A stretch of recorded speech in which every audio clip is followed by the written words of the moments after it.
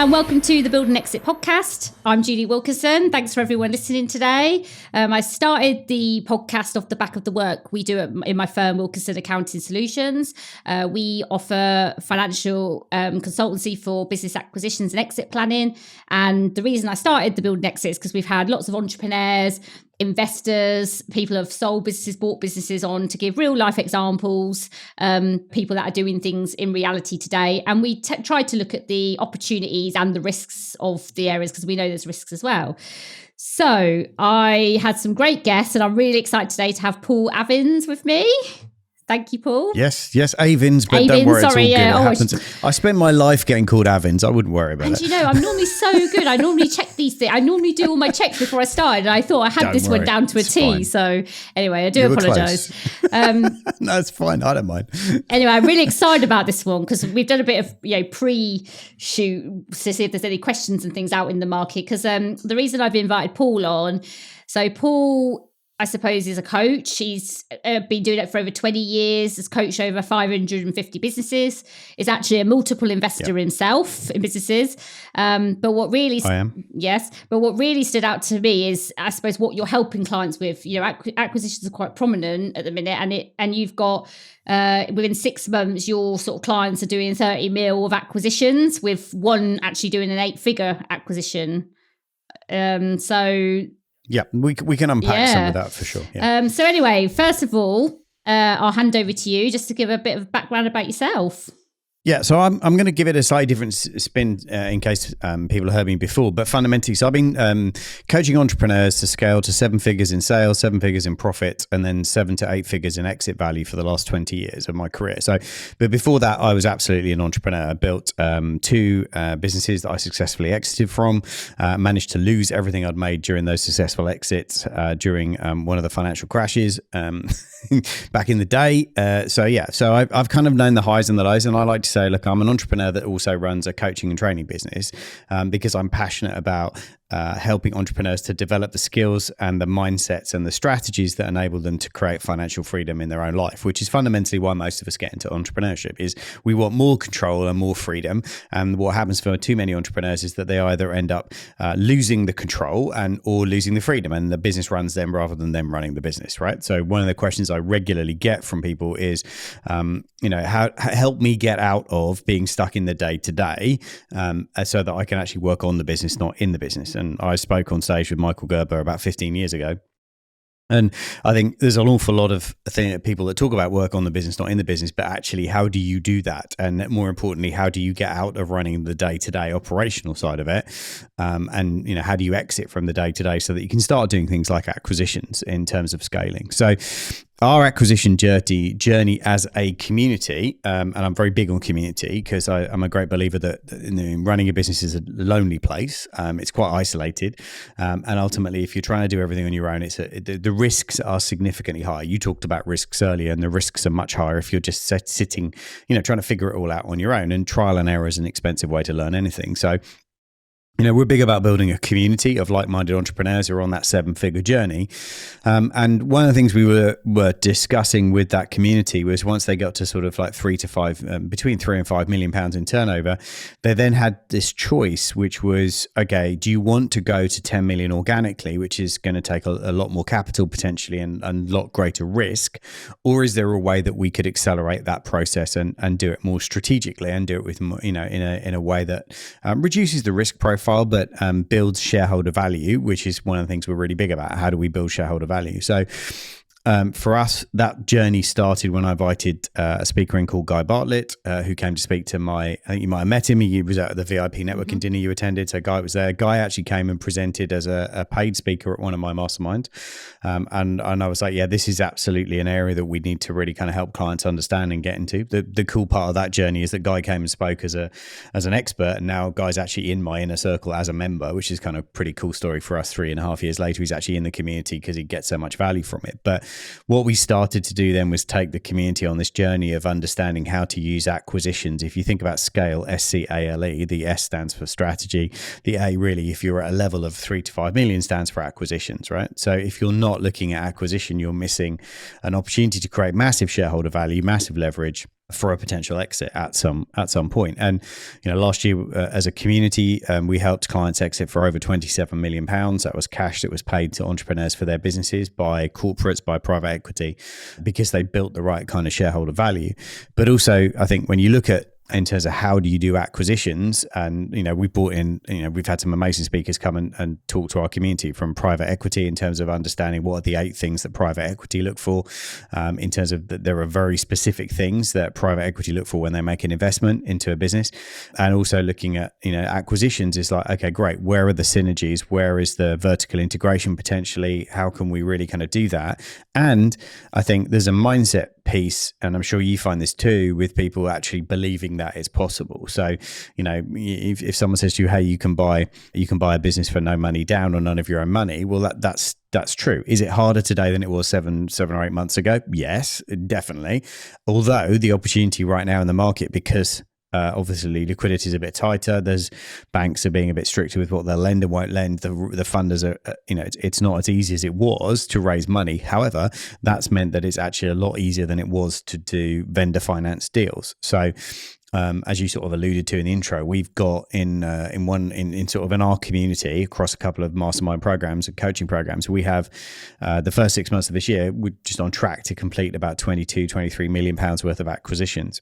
Yeah. Now, the deal structures are very different. There are different deal structures in there, which I'm happy to sort of like chat through and unpack. But I think what's really interesting is one of those deals is outside the UK. Even they're making the acquisition outside the UK, and they're making that acquisition, and it will literally double the size of the business overnight. And that's quite a scary thing, actually. If you think you're a £10 million business and you're about to become a £20 million business, that's actually quite a scary thing from a leadership perspective and a mindset perspective. And you've really got to have the right strategies and the right coaching to get you ready for that, because it's a massive step change, right? It's a massive step change in terms of the business that you're running. Operationally, it's the same stuff, just done at a bigger scale, but mentally to lead now a team of close to 250 people as a CEO, you're going to be a very different person. And the lady who runs this organization is amazing and is massive into leadership and personal development, has been investing in herself for years to get ready for this.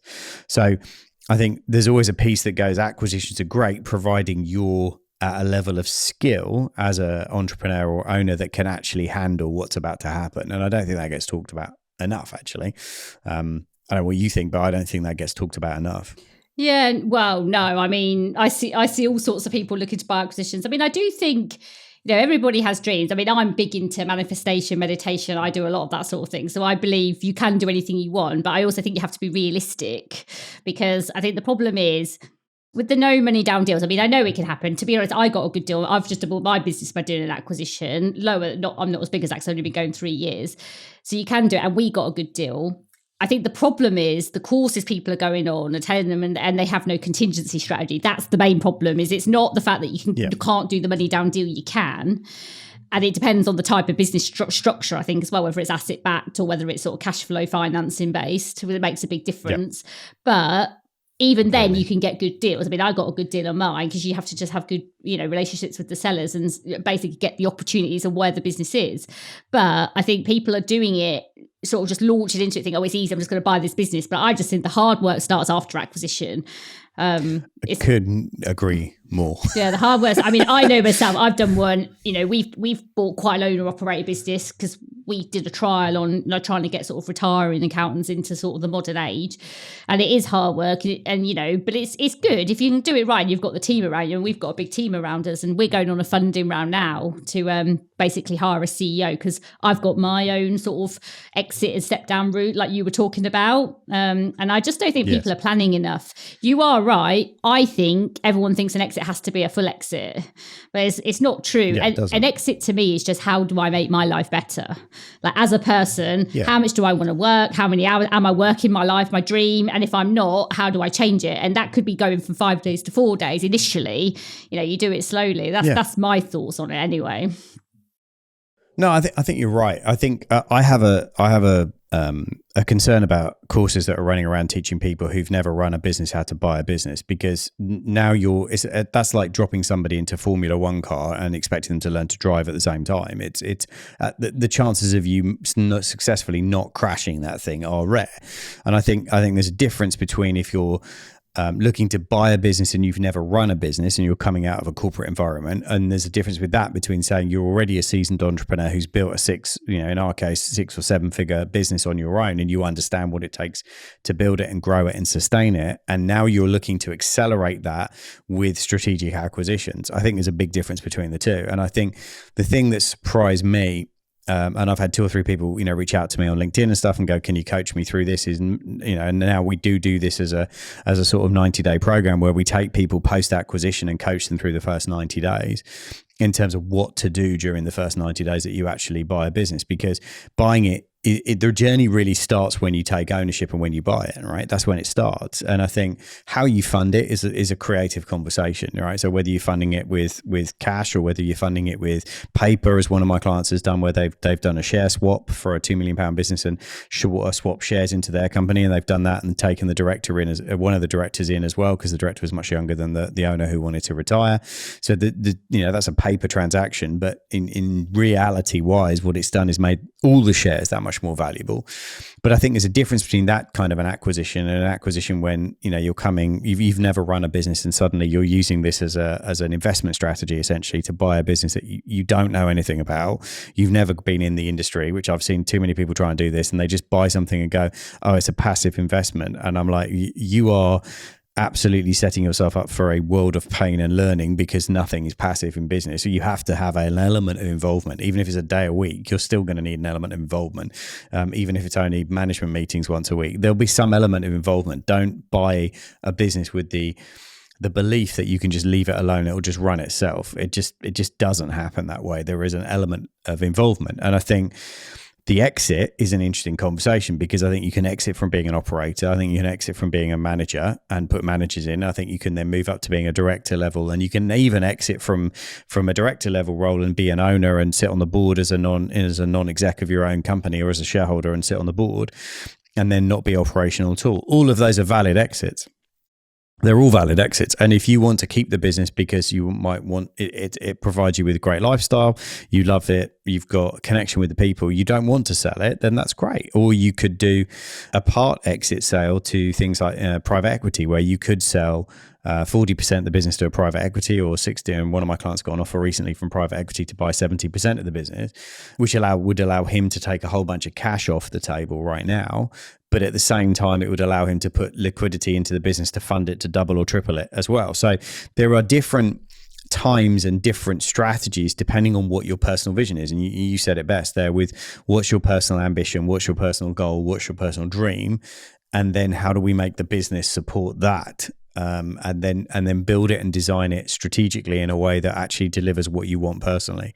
So if you want to work 2 days, one of my clients came to me and wanted to sell his business because he was just burnt out, completely burnt out. He'd been doing it 30 years in construction, just had enough. And I said, look, if you give me a year and let me coach you for a year, I said, I'll have you down to 3 days a week. And he was like, no, you can't. And I was like, look, just trust me enough for a year.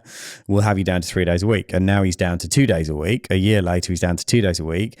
The business is pretty much, give or take the cost of putting the management team in, as profitable as it was with, before, but he's got his life back. He's just about to sail around the world and do a sailing trip and a race with a sailing race thing where he'll be gone for 3 months.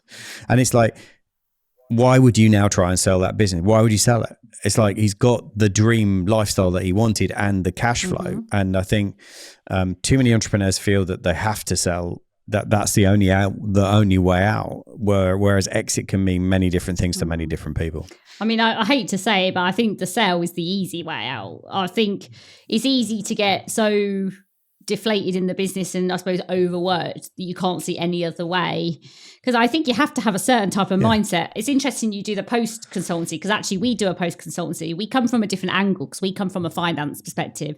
So I just know the average business doesn't have great accounting. We probably see about 100 balance sheets a month. True. I would say, I think I've only ever seen 5% of companies over 3 million with a CFO. And even then, the CFO is, well, normally it's the sister or the father or someone and they're not really a CFO because most of them don't have any forecasts or budgets. So we know when we look at the deal that they don't have a good infrastructure. And when we help businesses, we look at how does finance become a culture, because coming from corporate can give you some good idea because it gives you a structure. And what we used to learn in corporate because I came from corporate background in finance, is an owner can't sit there on his own and build his own budget. Finance should become a culture where you bring your team upwards and you train them to become financially literate, essentially, so they can build the budgets. Because as a finance department, month end should be done with the cost center managers or the directors or whoever the leadership team is, not the owner. Because if the owner is doing the reviews, he's too involved in the business because he knows too much. That's a great insight. And that's a brilliant insight. And if they're doing that, then they can't know everything. They just don't have the time. And if you think you do have the time, actually, you're probably running it into the ground worse than somebody else if they came with a separate pair of eyes, because you'll be too involved because you won't see the wood for the trees, basically. And that's what we try to aim to, is help. That's how we think businesses become an asset, is essentially they run on their own. And to do that, you have to have a good control and governance around that. So our post-acquisition is all around that. It's all about controls, governance, infrastructure. Like, how do you get your financial reporting? So essentially the owner feels, or the new investor feels comfortable stepping away because they know that they're going to get the right reporting at the right time from the right people to make those decisions. And often not many SME businesses, I mean, most of them don't even have a management accounts, let alone any form of reporting cycle or anything like that. So that's kind of where we come from. And it is hard work, because that's why we're trying to get into people that are getting to exit, because it would be better if the seller, but this isn't easy. Some people come to us, oh, can you do it in a month? I mean, you're talking, I've seen businesses of like 20 million writing their marketing on a whiteboard. They've got no systems, no processes, no controls, no governance, no segregation of duties, And my one question I always ask people is, the biggest question is, if you were going to let somebody else make a payment, so if you were going to go all the way to order through to payment, would you trust not to pay someone wrong? If you don't have that cycle, you don't have that trust, the business isn't running independently, because somewhere the owner's having to get involved, which means they're making a decision in their mind. And when you're making decisions in your mind, there's risk, because it means it's in here and it's not in a system or a process somewhere. And that's what we look at.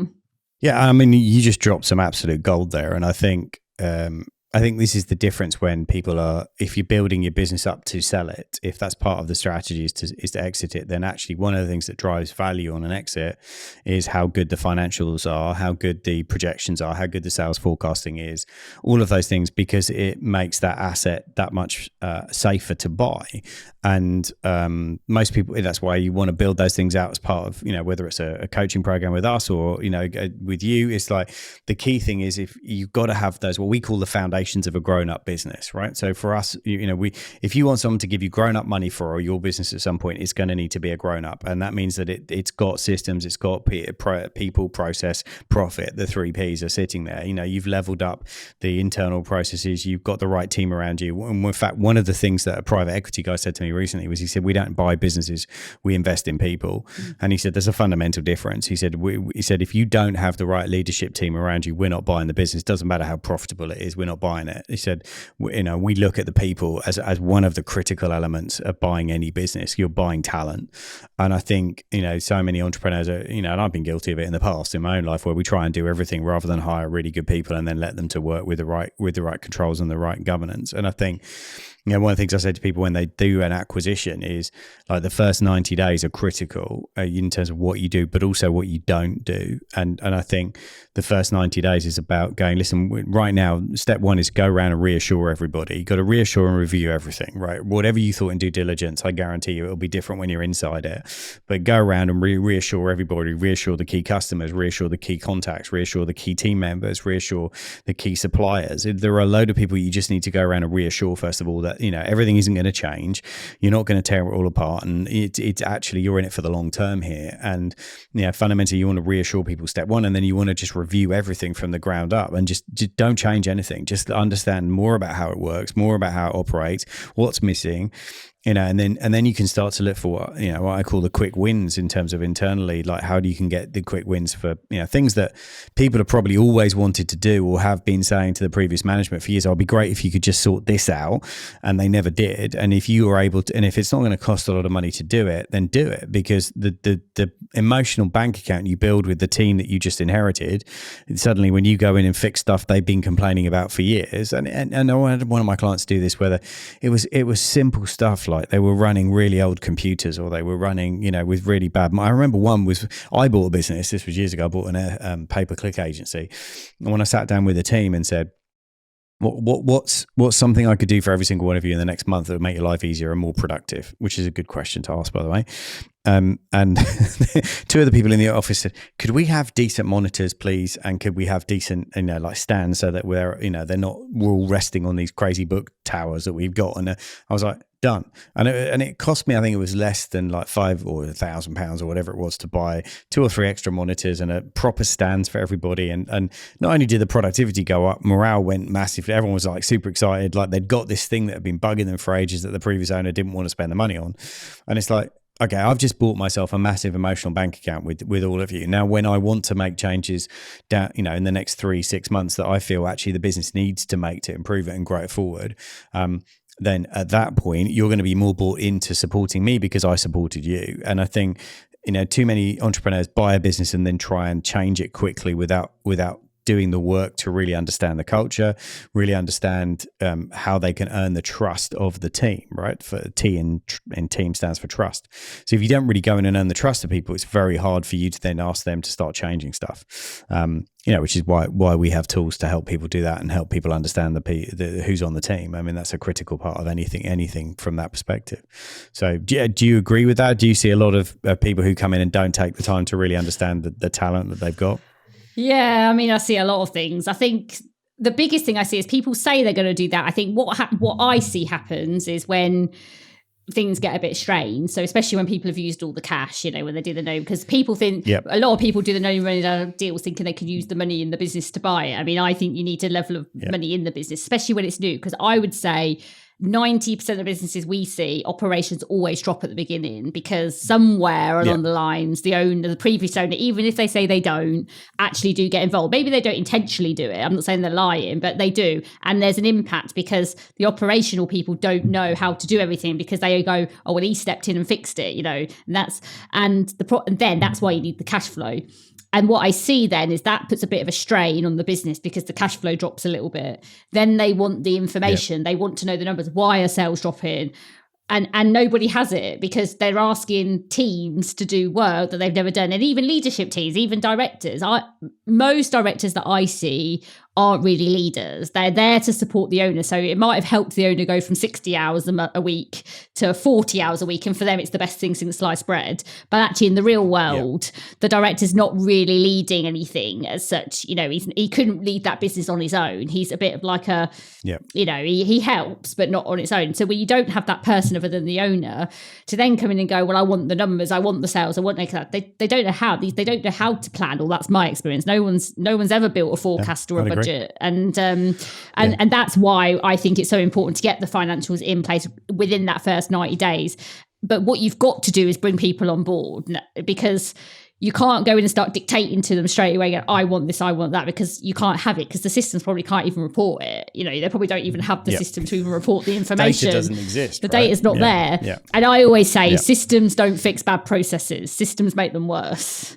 Because the input makes the output bad. Like, for instance, I've seen people spend thousands of pounds on stock systems, but no one puts the stock on.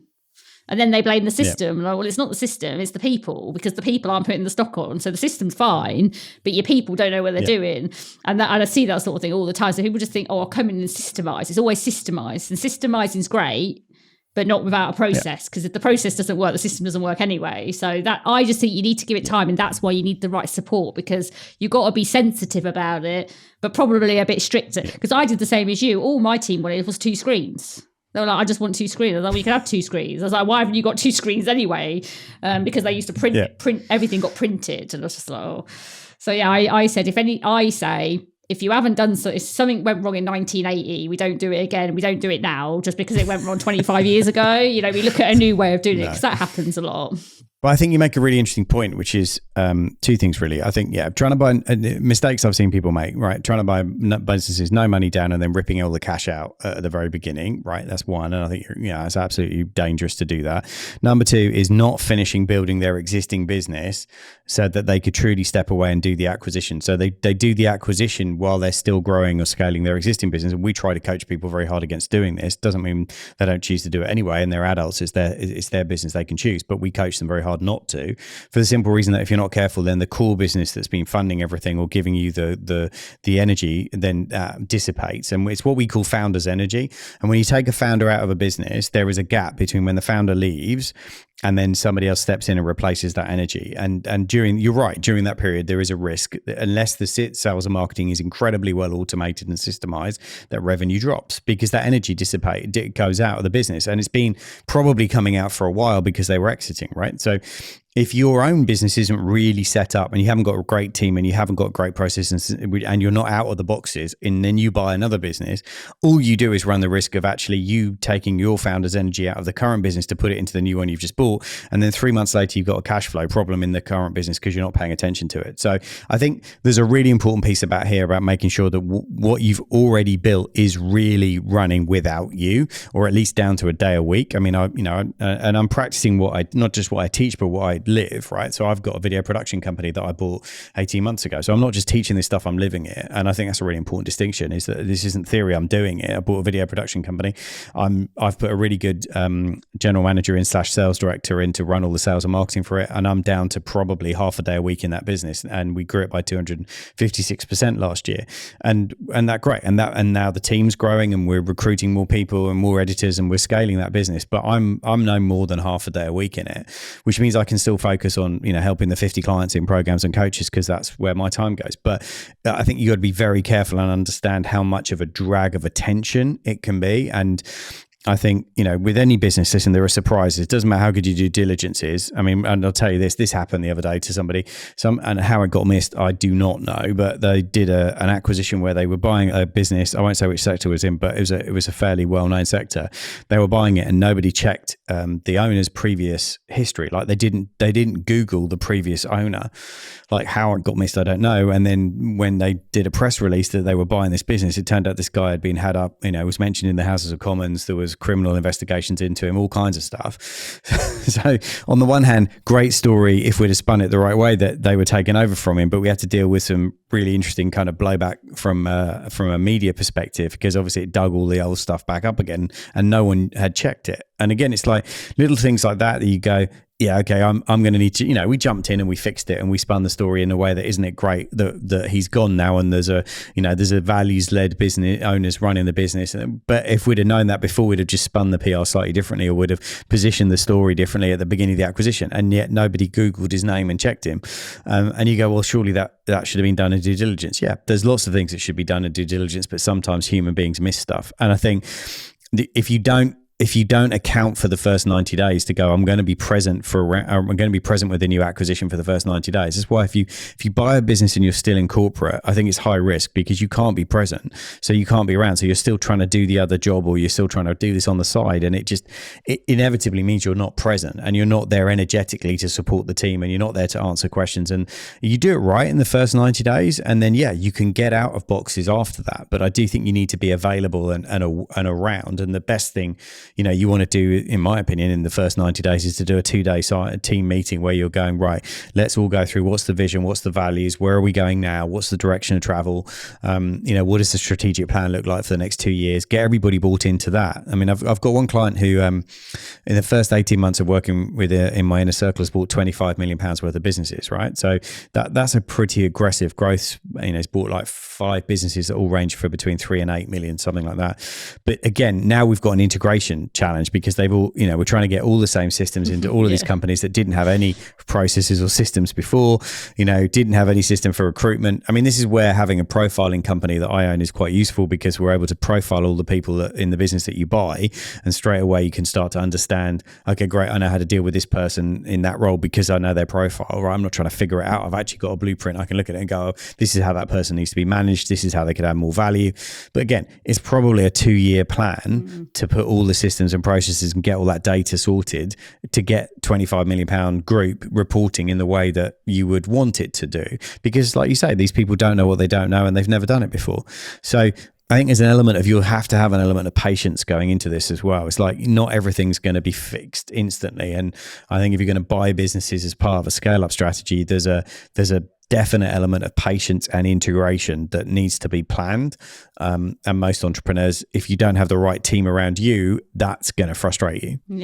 Yeah, no, I see it all the time. It's just, I see a lot of people that are rushing and they don't do due diligence properly. They're like, how long will it take? Will I be able to do it quickly? It's like, well, how long's a piece of string? It depends what you find, doesn't it? I don't think we ever see any balance sheets that don't have at least 10% risk, because nobody accounts for anything correctly because they don't know how to. Because let's just face it, the accounting world's just terrible. Even though I'm in it, sometimes I still get, I've only been in practice for 3.5 years since I've had this business, and it does still shock me what the things I see is quite unbelievable. But no one's accounting for things before they sell it, let alone after they buy it. Yeah. Can I just go back? I want to pick up, I know, I appreciate we're tight on time, but I just want to pick up on one thing you said that was so important, and I just want to reiterate it in case anybody missed it. But one of the things that we've done in the last, since COVID really, that's had the big impact is that once businesses hit around about the £2 to £3 million turnover level, now we work with an organization and we bring in part-time CFOs to those clients. And I'd say it's been the single best thing we've done in the last 3 years in terms of helping clients to get control of the numbers, is to bring in an expert who sits in that FD box. And I think if you don't have that really good financial governance, you don't have that person on the team, I think trying to then scale to 5 million and then to 10 if you want to go on that journey with acquisitions, the risk factor is huge if you haven't got a really robust person sitting who's got experience. The clients who've done this the best successfully have hired a part-time FD who also has experience of acquisitions, and then they're able to really kind of do the acquisition piece and do the deals, and that FD has proved massively valuable.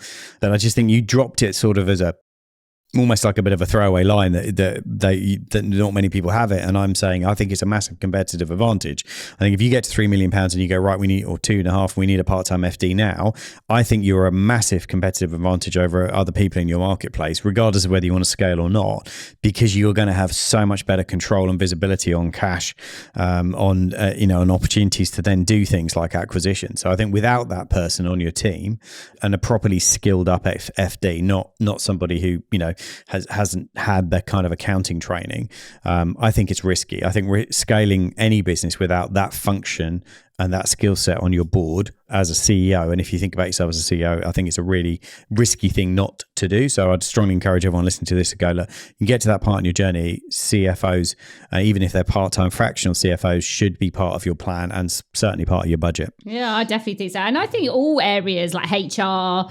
finance, are sort of all back office support is really important, whether that's, like you say, part-time. But I also think in finance, one of the things I think one of the things we do, we know that when people get to about deal 4, generally they do sometimes need some form of finance in-house, because one of the problems is people go straight for an FD, but they don't actually have a finance team. And that can actually be as much as a problem. I know, because I've been an FD, I know what it's like in finance. I've worked in every role in finance, so I know what it's like. And I know that as an FD, they don't tend to like to do transactional work. Well, it depends what type of FD you get, but but I've seen FDs from the top 4, and we've got it, and because the junior team aren't good and the FD hasn't, they're so strategic that they're not hands-on enough.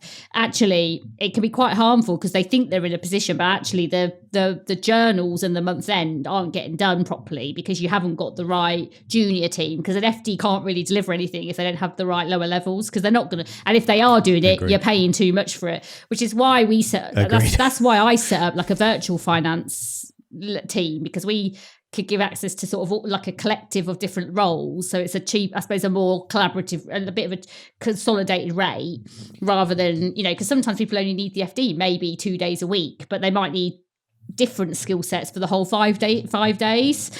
And so we will look at it and go, right, maybe you need that one in-house and this one stays outsourced. And then every deal 4 or something. And what we then do is help them recruit, train on board, because what I find is owners don't know actually what an FD should deliver. They think they know. They know what an FD should do. Like they know an FD drives the strategy. But how do you know if your FD delivers? Because we see it quite a lot. Where I've worked with FDs, and not all of them probably have delivered to the scope of maybe what the owner expected. It doesn't necessarily mean the FD is wrong. It could just be maybe they've brought in the wrong type, because, you have financial accountants, commercial accountants, strategic accountants. Like you say, there's all different types of accountants. And I suppose average business owners don't really know all the different intricacies of, which is why I'm going to be doing my masterclass on finance. Cool. So, yeah. Well, I think it's needed. I think it's needed though, because I think, so at a very basic level, if you were interviewing for an FD, I would have a number of questions I would want to ask, but this is the bit that I thought was really interesting when one of the ladies who runs a recruitment firm said to me, she said, the challenge is, Paul, very few people know what a good answer looks like. They might have figured out the questions, or they might have pulled the questions from YouTube or wherever, like Google, whatever, like top 10 questions to ask an FD in an interview. Great. But if you don't understand what the answers mean and you don't understand what a good answer is, how are you able to evaluate? So having the questions is a fraction of the result. And I just thought that's such a great point, because most of us we go into that recruiting an FD and we go, oh, right, okay, great. And, I mean, we've had some clients who've had some real challenges with FDs because they haven't known what questions to challenge them on. They haven't known what they should be asking them. They didn't know what they didn't know. And something's caught them out. And it's like, oh, hang on a second, how did that happen? Well, it's actually because we weren't holding the FD accountable, because we weren't even clear about what we should be holding them accountable to. And I think all of that stuff is things that this is having a grown-up business. And this is the difference between being as well focused on just P&L all the time and focused on balance sheet building. As you're buying assets and scaling acquisition, you're building balance sheet value, not always P&L and cash. And it's, those are the three things you've got to be able to think about as an entrepreneur all the time. I need to be able to think about sales and cash. I need to think about P&L and what I'm optimizing for at the moment and where I'm investing my for P&L, but also actually what am I doing to build balance sheet? Because actually there comes a point where if I'm building for exit, I'm more interested in balance sheet building and what acquisitions are doing to build a balance sheet and understanding that short term I might take a hit on my P&L, but actually then if I go raise money, then that might cause me issues, because banks are going to look at the P&L or not look at the balance sheet. And it's like, you have to understand that different, private equity is going to be really interested in P&L, but they're going to be more interested in balance sheet and growth opportunities and what the growth in the market looks like and how you could scale. They're more interested in that than necessarily the P&L performance. But yeah, they're interested in it, to a point, but they're going to be interested in the team and the growth opportunity over whether or not you had a cracking great 3-year P&L period. So again, it's just interesting that I think all of this is part of the growing up and being a grown up business owner, is starting to understand this game and starting to understand the finance and starting to understand what numbers you actually should be looking at each different stage. Because obviously if you're in startup stage, it's all about cash and sales, right? It's all about sales and cash. You start to scale up and start to get to $1 million, then P&L starts to become really important so that you've got enough liquidity to fund people and process and systems investment. And then you go, okay, great, and marketing. And then you go, after this, it's about acquisition, which is going to mean I've got to understand raising debt. I've got to understand, borrowing money. I've got to understand, asset finance. I've got to understand leverage at a different level. And I think that's why that it's so important to understand the number one investment you should make as an entrepreneur, period, bar none, is investing in your own knowledge and skill, because it becomes really expensive not to know this stuff after a while, because, not knowing it and being the one person in the room who doesn't know what everyone else is talking about, and yet you're the one making the decision, that's high risk strategy. That's a high risk environment.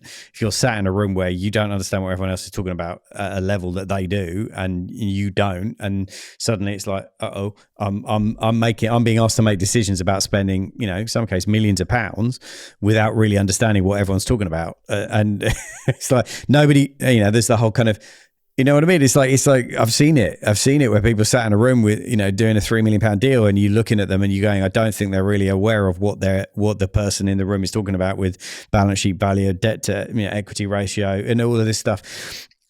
Yeah, I know. So I think it's yeah. So, but I think I think you can't, if you. Keith Cunningham says it brilliantly, doesn't he? He says, if you're going to play the game of business, you've got to understand the language. And I think the number one thing we can do as entrepreneurs, if we want to do acquisitions, is start to get educated about the language, the types of finance, the types of different money that you're going to need, the different lenders. I mean, some of the lenders that now we're in discussions with and got relationships with and stuff that are off high street lenders, there are over 65 off high street lenders that we can talk to and we've got relationships with and we can plug clients into. And again, they're all different and they've all got their different sectors that they prefer. And, there is a level of complexity to this that is hard to navigate if you're trying to I'm going to do the trial and error model. It's like, that's just too risky. Yeah. Anyway, I could talk I don't know about. what you think, but I think do definitely, but we are coming towards the end because I could talk about it all day. Though I love this subject, so we'll have to carry on another time, Paul. But anyway, if anyone wants to talk to you about acquisitions or how you help them scale, where can they find you? So a couple of things.